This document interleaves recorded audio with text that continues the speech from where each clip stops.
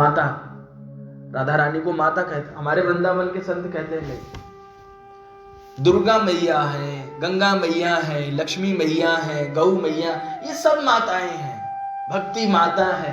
लेकिन श्री राधा रानी माता नहीं है, वो स्वामिनी है। उनके साथ दास और स्वामिनी का संबंध है, वो मैया नहीं है, वो माता नहीं है। तो स्वामिनी जी का दासत्व और युगलोपासना, अकेले श्री कृष्ण की उपासना असंभव है। अब फॉर एग्जाम्पल आप समझो, आपने श्री बिहारी जी को बुलाया अपने घर, फोन किया बिहारी जी को आज हमारे घर डिनर पे आइएगा, ठीक है, आपने बिहारी जी की तैयारी कर रखी है और राधा रमन जी आ गए तो कोई भी आ सकता है, एक ही है वो, तो मुश्किल हो जाएगी ना। अब क्योंकि आपने व्यवस्था तो बिहारी जी के हिसाब से कर रखी है, वैसे ही कपड़े उनके लिए मुकुट, उनके लिए सारी व्यवस्थाएं, और राधा रमन जी आ गए और राधा रमन जी को बुलाया और बिहारी जी आ गए तो ये हमारे वृंदावन के जो ठाकुर हैं ये विग्रह नहीं है माताओं, इन्हें विग्रह मत समझना। हमारे व्रज के संत कहते हैं जिसने एक बार भी जीवन में जिसने श्री बिहारी जी, श्री राधा वल्लभ लाल के दर्शन कर लिए हैं, उसकी मुक्ति निश्चित है, कोई काट नहीं सकता, क्योंकि वो जीवंत श्री कृष्ण का विग्रह है। ये तो हमारा नजरिया है देखने का कि हम उसमें क्या देखते हैं, वो जीवंत श्री कृष्ण का विग्रह है। और जिसने भी जीवन में एक बार श्री बिहारी जी के दर्शन किए हैं उसकी मुक्ति सुनिश्चित है, कोई काट नहीं सकता उसकी मुक्ति को, वो जीवंत श्री कृष्ण का विग्रह है। तो हमारी जो उपासना है, ब्रज की जो उपासना है, वो श्री स्वामिनी जी का दासत्व और युगलोपासना। युगलोपासना अर्थ है राधा और कृष्ण की उपासना। श्री किशोरी जी की उपासना करने का फल ही श्री कृष्ण है। बिना श्री किशोरी जी की उपासना के श्री कृष्ण की प्राप्ति असंभव है, लिख के रख लीजिए। तो इसलिए यहां का जो फल है वो यही है, गोपी गीत का फल है। क्या फल है?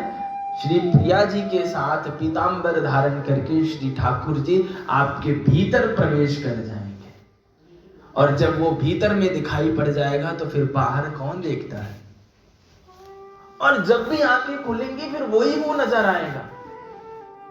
जब तक हम उसे भीतर नहीं देखेंगे हमें बाहर कभी नहीं दिखाई पड़ेगा। लेकिन जैसे ही और ये जो भीतर की घटना है ये गुरु की कृपा से संभव है। ये बात मीरा जी भी कह रही हैं कि बाहर के पट बंद कर अंदर के पट खोल तो ही प्रिया मिलेंगे, प्रियतम मिलेगा आपको। बाहर का पट बंद कर दो, पट यानी दरवाजा, बाहर का दरवाजा बंद करो और भीतर वाला जो दरवाजा उसे खोल दो, तुम्हें तुम्हारा प्रियतम मिल जाएगा, तुम्हें तुम्हारा यार मिल जाएगा, दोस्त मिल जाएगा तुम्हारा। ये हमारी अपनी साधना है। तो गोपी गीत का फल ये है। गोपी की स्थिति क्या है, गोपी कहते किसे हैं, अब ये भी समझ लो, ताकि गोपी गीत में जब हम प्रवेश करें तो फिर ये बात न रह जाए कि गोपी गीत किस स्तर पे बोला गया है, गोपी की अवस्था क्या है, गोपी कहते किसे हैं। गोपी शब्द गोपन से संबंधित है। गोपन यानी छुपाना, छिपाने को कहते हैं ना। क्या आप लोग एक शब्द सुनते होंगे गोपनीय, है ना, गुप्त। ऐसी गोपी बहुत रहस्यात्मक है, गोपी के बहुत रहस्य हैं। गोपी वो है जो श्री कृष्ण को छिपाने में समर्थ है। गोपी उद्घाटित नहीं करती है, गोपी छिपाती है। हम क्या करते हैं, हमारी साधना क्या है, हम अगर एक माला जप करेंगे तो माला ऐसे रखते हैं, है ना, दुनिया देखे कि हम जप कर रहे हैं, हम साधना कर रहे हैं, हम व्रत कर रहे हैं। अगर एक दिन हम व्रत रहते हैं शिवरात्रि का, मोहल्ले भर के लोग जान जाते हैं कि आज हम व्रत हैं, ठीक है। हमारी उपासना, हमारी एक दिन मंदिर जाता है व्यक्ति,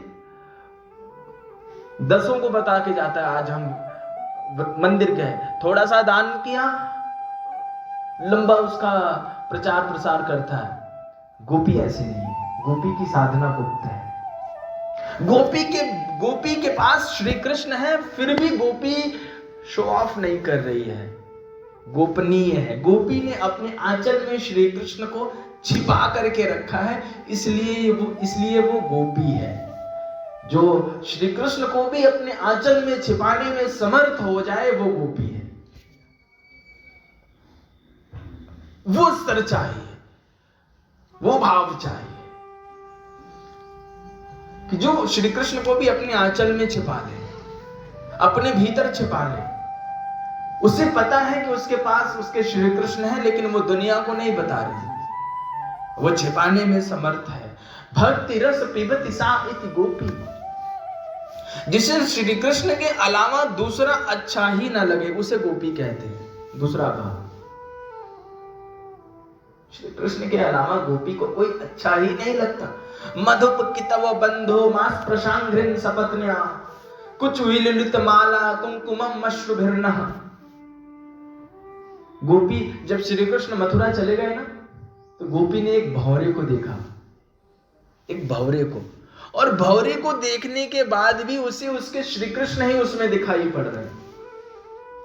और वहां बड़ा प्यारा भ्रमर गीत है, कभी सुनाऊंगा मौका लगा तो भौरे में भी श्री कृष्ण को देखना, जर्रे जर्रे में हमें अपने इष्ट को देखना, ये गोपी का भाव है।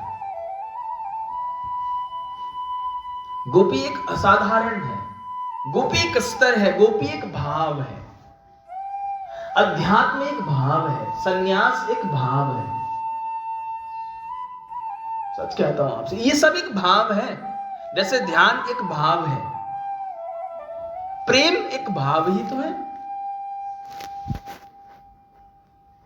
तो गोपी एक भाव है, गोपी एक अवस्था है, वो हर किसी के अंदर हो सकती है। वो कोई भी हो, उसके अंदर ये अवस्था फूट सकती है। साधना की सबसे सर्वोच्चतम कक्षा का नाम गोपी भाव है। समझ गए? साधना का जो सबसे ऊंची कक्षा होगी, जो साधना की, तपस्या की जो सबसे ऊंची कक्षा होगी, उसी को गोपी भाव कहते हैं। ऐसे ही नहीं है गोपी, सबसे ऊंची कक्षा। ब्रह्मा भी, हम नहीं, ब्रह्मा भी कह रहे हैं इस बात को। स्वयं ब्रह्मा जी कह रहे हैं कि ठाकुर जी, अगर हो सके तो अगले जन्म में हमें भी वहां पर कोई दूर्वा लता पताका बना देना। जब रमण करती हुई ये तुम्हारी प्रेयसी गोपांगनाएं मुझ पर से गुजरेंगी और इनकी एड़ी के द्वारा मैं कुचल दिया जाऊंगा, और इनके चरण में लगी हुई रज जब मुझ पर गिरेगी, और मैं भी अपने अभिषिक्त होकर के अपने आप को कृतकृत्य समझूंगा। कौन कह रहा है? ब्रह्मा जी कह रहे हैं। ब्रह्मा जी कह रहे हैं कि ये गोपियां, ये जो गोपियां हैं, ये सब असाधारण है, सब असाधारण।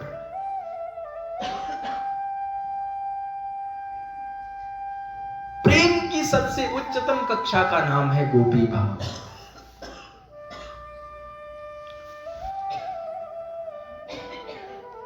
गोपी साधना के उस पार जा चुकी है, ध्यान के उस पार जा चुकी। गोपी का एक स्तर बताता हूं आपको, बहुत प्यारा है, बड़ा प्यारा भाव है।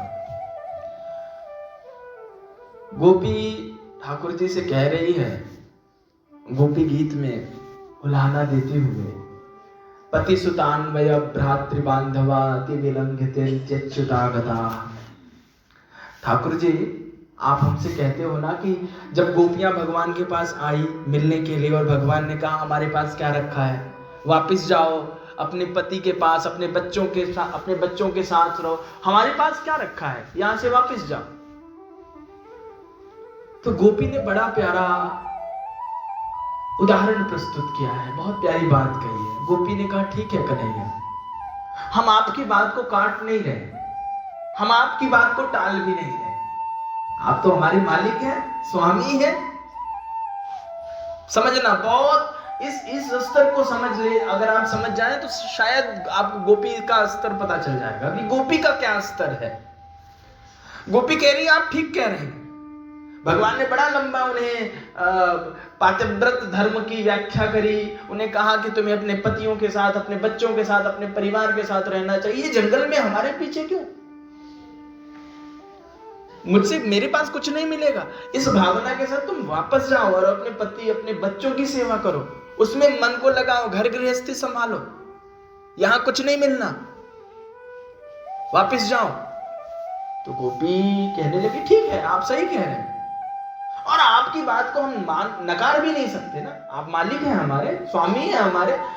अगर कोई शिष्य अपने गुरु की आज्ञा का उल्लंघन कर दे तो ये तो अच्छी बात नहीं, अच्छी बात है। अगर कोई शिष्य अपने गुरु की आज्ञा का उल्लंघन करे, कोई भक्त अपने भगवान की आज्ञा का उल्लंघन करे, अच्छी बात है। अब भगवान कह रहे हैं गोपी से तुम अपने घर वापस जाओ, और गोपी कहे कि नहीं मैं नहीं जाऊंगी जी, तो ये तो अच्छा नहीं है ना। जिन लोगों को ये लगता है कि गोपी बेवकूफ है, उसे कुछ नहीं आता, उसको बता रहा हूं उसका दिमाग कितना तेज है, वो कितनी इंटेलेक्चुअल है, और किस बेबाकी के साथ श्री कृष्ण के साथ संवाद कर रही है। उसने अपनी बात भी कह दी और उसे वापस भी नहीं जाना पड़ा। गोपी कह रही है हाँ बिल्कुल ठीक कह रहे हैं आप हमारे मालिक हैं, और आपकी आज्ञा का उल्लंघन करना ये तो असंभव है, हम बिल्कुल आपकी आज्ञा का उल्लंघन नहीं करेंगे श्री कृष्ण, लेकिन ये एक निवेदन है आपसे। भगवान ने कहा क्या, आपको पूरा करना पड़ेगा, तो हम वापस चले जाएंगे। भगवान ने कहा कहो। गोपी ने कहा आपने हमसे कहा हम अपने पतियों के पास, अपने बच्चों के पास, अपने घर को वापस लौट जाएं।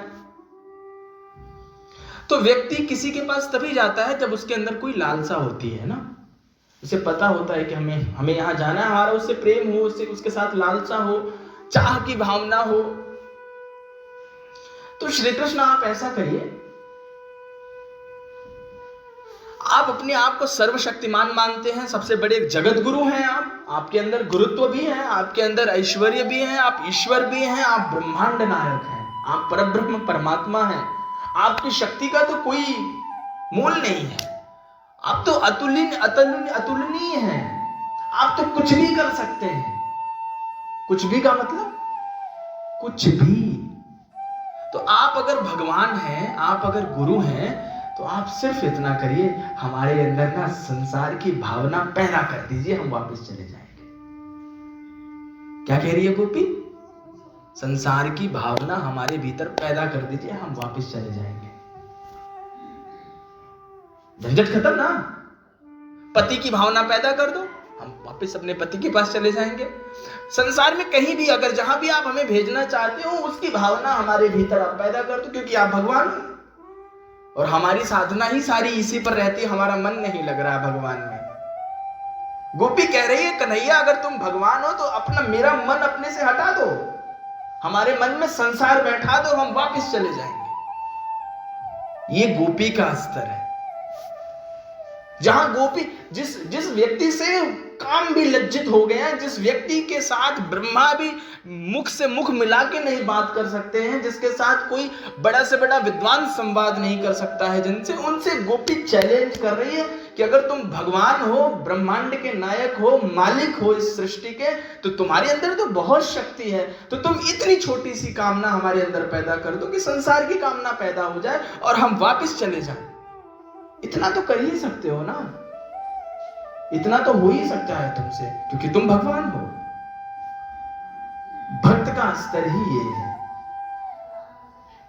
शिष्यत्व घटित तभी होता है, वो अपने ईश्वर को भी चैलेंज कर रही है, अपने प्रियतम को भी वो चैलेंज कर रही है। मानो वो कह रही है कि तुम्हारे अंदर अगर सामर्थ्य है तो पैदा करो कामना, हम जाने को तैयार है। और अपनी तो सारी साधना ही चाह खत्म करने पर है।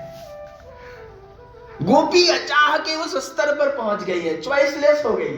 गोपी कह रही है हम तो चॉइसलेस हो चुके हैं कन्हैया, अगर तुम्हारे अंदर सामर्थ्य है तो हमारे अंदर कोई चॉइस पैदा कर दो, कोई चाह पैदा कर दो। हम चाह की इस स्थिति पर पहुंच गए कि अब कोई चाह नहीं है भीतर में, तो अगर तुम भेजना चाहते हो तो कोई चाह पैदा कर दो ना।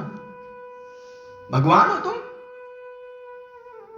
हम भगवान से ये प्रार्थना कहते हैं, प्रभु हमारा मन आपके चरणों में लग जाए, कुछ ऐसा कर दो। गोपी कह रही है तुम भगवान हो, तुम मेरा मन हटा दो, हम खुद इस झंझट से बड़े छुटकारा पाना चाहते हैं। और ये सच्ची बात है, सच्ची घटना है भैया, भागवत जी में बड़ा स्पष्ट लिखा है। नारद जी यमुना के किनारे घूम रहे थे, एक गोपी ध्यान में बैठी थी। नारद जी ने बड़े गौर से देखा, कहते एक तो वृंदावन, और वृंदावन में कोई योग करे ये तो संभव ही नहीं है। भगवान गोपी के पास गए, कहने लगे, नारद जी गए, नारद जी ने कहा, गोपी क्या बात हो गई, आज तो ध्यान में बैठी है। गोपी कहने लगी, नारद जी क्या बताऊं, ध्यान इसलिए कर रहा हूं कि कुछ देर के लिए हमारा मन उस कलूटे से हट जाए ताकि घर गृहस्थी के काम कराऊं। ये स्थिति है कि जब तुम्हें वहां से हटने के लिए साधना करनी पड़े और हमें वहां लगने के लिए करना पड़ता है। तो गोपी का इतना ऊंचा स्तर है, असाधारण, इसलिए कह रहा हूं वो असाधारण असाधारण स्थिति है। इसलिए शायद श्री कृष्ण ने कभी किसी के लिए ये बात नहीं कही होगी जो बात उन्होंने गोपी के लिए कही। गोपी के लिए श्री कृष्ण ने महाराज के अंदर एक बात कही है, वो ये कहा कि गोपी, मेरे शरीर में जितने रोए हैं ना, रोम, जितने रोम हैं हमारे शरीर में, उतनी बार भी अगर मैं जन्म ले लूं इस धरती पे तो तुम्हारे ऋण से पूर्ण नहीं हो सकता। ये गोपी कह रही है, ये स्तर है गोपी का। श्री कृष्ण मजबूर हो गए हैं गोपी के सामने। ठीक है, हम आपकी बात को कैसे नकार सकते हैं, लेकिन आप इतना कर दो, हमारे अंदर कामना पैदा कर दो, पैदा कर दो ना, हम घर जाएं, घर बनाएं, घर के काम करें, नौकरी की कामना पैदा करो, बच्चों की कामना पैदा, कुछ तो करो भगवान। और आप ऐसे भी नहीं कि आप शक्तिशाली नहीं है, आप तो भगवान है, आप तो कुछ भी करने में आप समर्थ हैं। तो इतना छोटा सा काम तो आप कर ही सकते हैं कि हमारा मन, मानो गोपी ये कह रही है, तो हमारा मन, तुम्हारे में ताकत है, दम है, तो हमारा मन भटका के दिखाओ। और यहां तो हमारा मन ठहरने का नाम ही नहीं लेता है कि नहीं। अपनी स्थिति तो यही है कि अपने मन का तो कोई ठहराव ही नहीं है। गोपी कह रही तुम्हारे अंदर सामर्थ्य है तो मन भटका के दिखाओ। और हमारा क्या, बड़े बड़े महात्माओं ने साधना ही मन को ठहरने के लिए की है, और फिर भी मन ठहरा नहीं, भटक गया। और गोपी कह रही है तुम्हारे में बहुत सामर्थ्य है, तुम मन भटकाओ, हम चले जाएंगे। और अगर मन नहीं भटका पाए तो फिर वापस कैसे जा सकते हैं। तो आपको क्या लगता है, श्री कृष्ण ने प्रयास नहीं किया? भटकाने का प्रयास पहले ही किया। पति की याद दिलाई, घर की याद दिलाई, बच्चों की याद दिलाई, संसार की याद दिलाई। पति, घर, बच्चे, ये सब संसार की जितने महत्वपूर्ण चीजें हैं, नौकरी, काम, मोबाइल, इन सब की याद दिलाई। आज की भाषा में बोलूं तो, है ना। फिर भी गोपी टस से मस नहीं हुई। भगवान ने पहले भटका के देख लिया। गोपी अब बाद में बोल रही है कि मुझे भटकाओ, भगवान ने पहले ही प्रयास कर लिया कि भटक जाए, वापस चली जाए। भगवान ने संसार की याद दिलाई गोपी को, लेकिन गोपी कह रही है कि इससे काम नहीं चलेगा, कुछ और ट्राई करो, और तुम्हारे में शक्ति है तो तुम मन भटकाओ, तब हम जाने तुम्हें। ये गोपी का स्तर है। इसलिए कह रहा हूं गोपी बहुत ऊंची स्थिति है, गोपी की बहुत ऊंची स्थिति। इसलिए ब्रह्मा भी उसके चरण रज के लिए लालायित हैं। उद्धव कह रहे हैं, वंदे नंद व्रज स्त्रीणाम पाद रेणुम अभीक्ष्णसः, पाद रेणुम अभीक्ष्णसः वंदे। उद्धव कह रहे हैं, मैं गोपियों के चरण की नहीं, गोपियों के चरण रज की निरंतर वंदना करता हूं, जिन्हें श्री कृष्ण के साथ होने का सत्सौभाग्य प्राप्त हुआ है। गोपियों का बड़ा प्यारा सौभाग्य है। गोपी है कौन? गोपी बना कौन है? शिव है। जब आपके भीतर शिवत्व घटित हो जाए, वृंदावन में जब महाराज हुआ तो वहां की ऑडियंस सामान्य नहीं है, वहां देखने वाले भी असाधारण हैं। प्रवेश करने वालों की बात ही छोड़ दो। रास की चर्चा में, गोपी गीत की चर्चा में, गोपी गीत के भाव में हर कोई नहीं आ सकता, बहुत ऊपर की बात है ये चर्चा संभव ही नहीं है सबके लिए। पहली बात, वहां पर भी जब वृंदावन में रास हो रहा है तो सभी नहीं आए हैं। वहां की ऑडियंस कौन है? ब्रह्मादि देवता, वो देखने वाले दृष्टा हैं। और प्रवेश कौन कर रहा है? शिवादि लोग, योगीश्वरों का संवाद है वहां। बड़े बड़े योगेश्वर, अमलात्मा, विमलात्मा, गोपी भाव को लेकर के श्री कृष्ण के सामने उपस्थित हुए हैं। ये योग और योगियों की लीला है, ये कामियों की लीला नहीं है। यहाँ काम की चर्चा नहीं है, योग की चर्चा है। यहाँ भोग की चर्चा नहीं है, योग की चर्चा है। दिखाई जरूर पड़ता है, देखोगे तो लगेगा कि हाँ, रास सुनते ही मन में भाव आ जाता है कि 10-5 स्त्रियां होंगी, एक पुरुष होगा, बीच में कड़कड़ कड़कड़ डांडिया खेल रहे होंगे, वो है ना, it's may be some like dance, लेकिन वो नहीं है।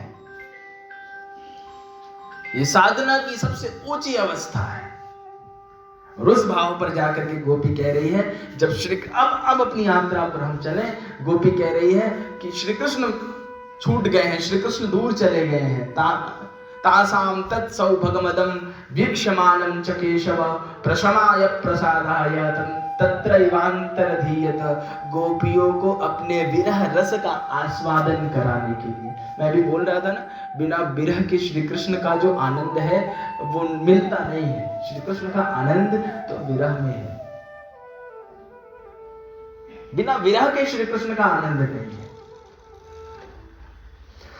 बिना वियोग के श्री कृष्ण का आनंद नहीं है। श्री कृष्ण का आनंद चाहिए तो वियोग चाहिए जीवन में, उनके लिए तड़प होनी चाहिए।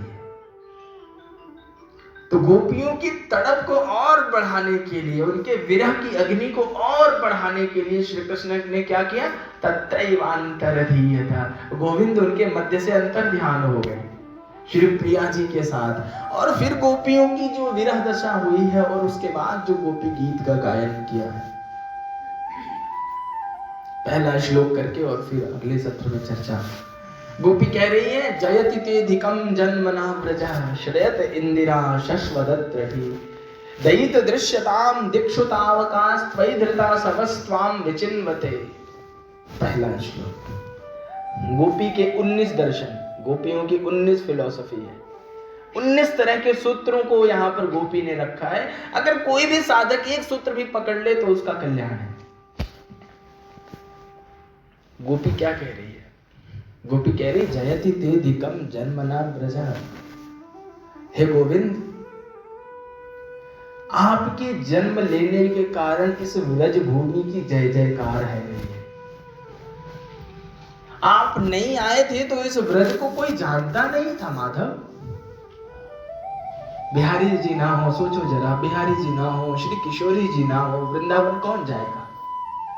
वृंदावन कौन जानता है? तो गोपी कह रही है कि माधव, आपके आने से श्री कृष्ण जयति तेधिकम, अधिकम जयति, इस व्रज की बहुत जय जयकार हो रही है। और श्रयत इंदिरा शश्वदत्रहि, इंदिरा लक्ष्मी को कहते हैं। कह रहे हैं लक्ष्मी भी दासी के रूप में आकर के इस ब्रज में सेवा कर रही है, नित्य सेवा। आपके आने से यह घटना हो गई है माधव। शश्वदत्रहि दयित दृश्यता, जब माधव आपकी संपूर्ण व्रज पे नजर है। गोपी कह रही है कि गोविंद कृष्ण, आप तो पूरे, ये घटना क्यों हुई है? आपके जन्म लेने से, आपके देखने से व्रज की जय जयकार हो रही है। लक्ष्मी नित्य निवास कर रही है इस वृंदावन में, इस व्रज भूमि में। आप हमें कैसे अछूते छोड़ सकते हो? ऐसा कैसे कर सकते हो आप कि आप जैसे है, वो बात हो गई ना कि कोई प्रेमी है, वो पूरी समष्टि को देखे और अपनी प्रेयसी को ही ना देखे। गोपी कह रही, आप ऐसा कैसे कर सकते हो कृष्ण कि आप पूरे वृंदावन को देख रहे हो, पूरे व्रज को देख रहे हो, इस व्रज की जय जयकार ही आपके माध्यम से हो रही है, तो इस व्रज में रहने वाले हम ब्रजवासियों को कैसे बुला सकते हो आप? गोपी कह रही है कि आप हमको कैसे अनदेखा कर सकते हो? अपनी भाषा में बोलूं तो आप हमें इग्नोर कैसे कर सकते हो? आप अनदेखा कैसे कर रहे हो हमें? शश्वदत्रहि, और गोपी कह रही दयित दृश्यता। ठाकुर जी, गोपी का पहला दर्शन है। गोपी ने लालसा कृष्ण दर्शन की जरूर है, लेकिन गोपी श्री कृष्ण से पहले दर्शन में, पहले भाव में, पहले श्लोक में गोपी कह रही है कि दयित दृश्यताम। दृश्यताम मतलब देखना नहीं है, आप हमें देखो। आप हमारी इस विरह दशा को देखो, हम किस वियोग की स्थिति से गुजर रहे हैं, हमारी विरह की अग्नि किस प्रकार से हमें जला रही है, हमारी इस दुर्दशा को देखो। क्यों? भगवान ने कहा क्यों देखें? तो गोपी ने बहुत प्यारे संबंध के नाते भगवान से कहा, माधव हम आपकी दैत हैं। दैत मतलब, दैत कहते हैं भगवान की अंतरंग सखाओं को। अंतरंग सखा मतलब जिससे हमारे अंतरंग वस्त्र भी बदल जाए ना, तो उसके जैसे बचपन में जब हम कभी खेलते हैं या बहुत टाइम तक, तो हमारे अंतरंग वस्त्र भी बदल जाए तो उसके साथ संकोच नहीं हो, उसको कहते हैं अंतरंग। इतनी अंतरंगता है माधव हमारी आपके साथ, आप तो हमारे अनन्य सखा हो, अंतरंग सखा हो, आप हमारे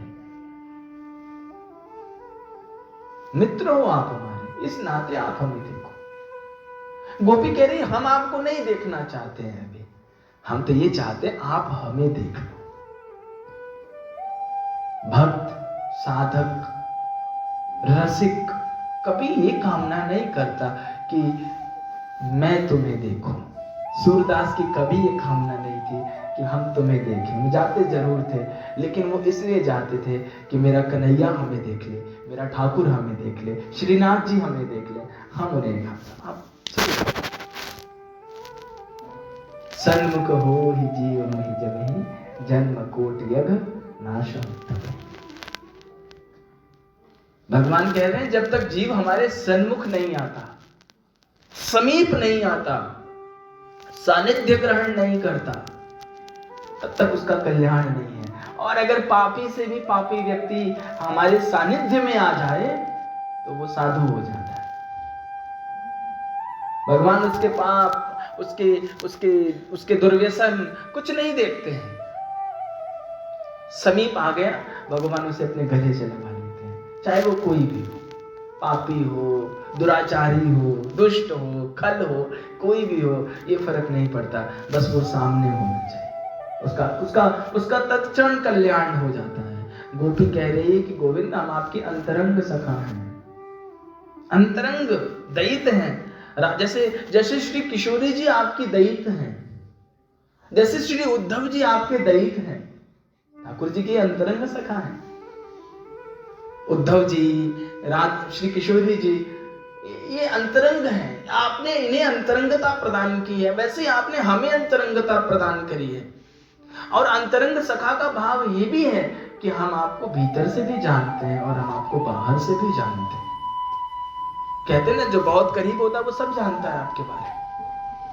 आपको कब उठना पसंद है, आपको कब खाना पसंद, बाहर से अगर जो भी आपके करीब है आप उसके बारे में सब जानते हो।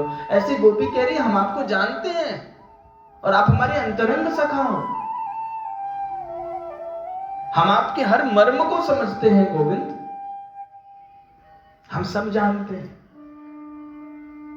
बस आप हमें देख लो। दैत दृश्यताम दीक्षुतावका त्वयि धृता सवस्त्वाम विचिन्वते। हमारी इस विरह को, हमारी इस भटकाव को देखो। अच्छा, भगवान ने कहा हम देख लेंगे तो क्या होगा? चलो मान लो कि हमने देख लिया तुम्हें, तो होगा क्या? अगर भगवान ने तुम्हें देख भी लिया तो क्या होगा? तो इसका बहुत प्यारा उदाहरण गोपी मैया वेदस्तुति में वेद ने दिया है।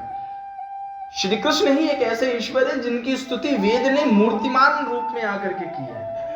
वेद भी जिसकी स्तुति कर रहा हो, जो स्वयं ज्ञान का सागर है, वो वेद भी श्री कृष्ण की स्तुति कर रहा है। और पहले श्लोक में वेद स्तुति में वेद ने कहा है, वेद कहते हैं कि माधव, हे ईश्वर, हे परमात्मा, आपके देखने से एक जीव का किस प्रकार से कल्याण होता है। आप जब देखते हो ना किसी जीव को, तो सबसे पहले उसका अहंकार मर जाता है। सबसे पहले उसका जो मैं है वो मिट जाता है। और आइए, भगवान ने तो गोपी ने सोचा होगा, भगवान ने सोचा होगा कि ये अहंकार मिटाने की क्या जरूरत है। भगवान ने वेदों से पूछा कि ये बार बार तुम लोग अहंकार की बातें करते हो, मैं कह रहा हूं अहंकार न मिटे, क्या परेशानी क्या है इसमें? अहंकार रहे, अच्छा है, मिटाने की बात क्यों है? मेरी आंखों में क्या मतलब ऐसी कौन सी बात है कि देखते ही अहंकार चला जाता है? तो वेदों ने कहा अहंकार के कारण व्यक्ति अपने दोषों को भी गुण समझ लेता है।